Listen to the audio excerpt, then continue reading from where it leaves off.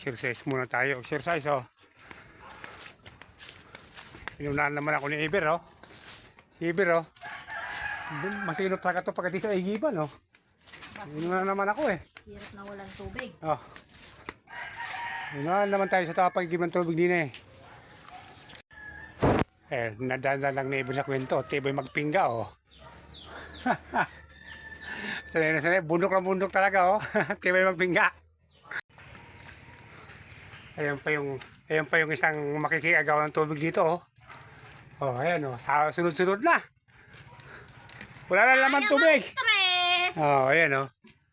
Sayang ang Sunod-sunod. stress! Nag-uuna na kami sa pag-igib dito tuwing umaga. Tikbak na. Wala nang... Oh. Maliit lang kanyang pangigib. Maliit din lang siya, oh. Kaya yung isa, paalis pa lang kami, pabalik na naman. Grabe, nagmamadali ay. Kaya kami tuwing umaga, kaysa daw mag-jogging-jogging kami, mag-jogging-jogging dyan, maglakad-lakasada, mag-igib na lang para exercise na may pakinabang. Siyempre. Yung bawat patak ng pawis, mamaya gamitin sa pang tubig. Ito batikan tong ano eh. Batikan tong magpipingga eh. Kamay? Ay oo, maano sa balikat. Kamay? Ito, ayan, ulo tayo kasi para makabalik pa na isa. Ayan o. Pingga tayo. Mga isang balik pa. Maswerte pa kami rito kasi sa ibang lugar puro bilhin ng tubig. Kami dito kahit paano meron pa kami mga balon na nakukuha na malinis ng tubig. Uy, Eber, tara na. Ano yan? May bunga yung pechay. Oo, namunga talaga yan. Oo. Yan ang mga ano eh. Yan ang mga taong hindi mulat sa pagtatanim. Tingnan mo. Tataka siya, ibulaklak ang bunga ng pechay. Yan o. Addict. Namumunga talaga yan. Diba matatapos na ako mag-igib? Pitas na ako dyan 3. Pag may tinulak ka, dumaan ka na 3 puno. Ayan o. Nagkataka kami habang pabalik-balik, habang napapagod itong nasa unahan namin. Palaki ng palaki ang timba o. Kanina ang diliit na para mga ano. Ngayon, habang tumatagal ito, lumalakas eh. Lugi na sa inyo, kayo nakapuno Oh? na ng drama ko. Orukan na di pa mapuno. Kaninang nag-uumpisa pala kayo magigib, ang dala niya, 2 maliit na timba-timba lang na pintura.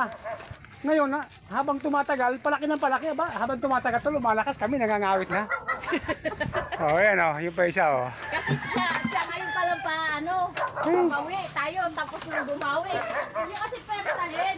Exercise nga eh. Ayan o. Ayan. Laking blessing sa amin ng balon na ito. Sa ibang lugar, dumadayo lang ng pagigib, bumibili ng tubig ng mga pang sa gamit sa bahay. Kami, kahit paano, meron pa rito. Yun nga lang, pag sobrang taginit na, medyo bumababa na to. Ayan. Paano yan, ganyan na lang Malinis to dahil malinis to dahil wala pang mga bahay dito. Ayan o, kung tingnan nyo. Ayan o. Pagka yung fountain, Oh. yan, dapat na Ayan. Ngayon, dahil dumadami na rin kami dito sa compound, nasa side na to pag mga Marso, Abril. Pero hindi nawawalan, di ba?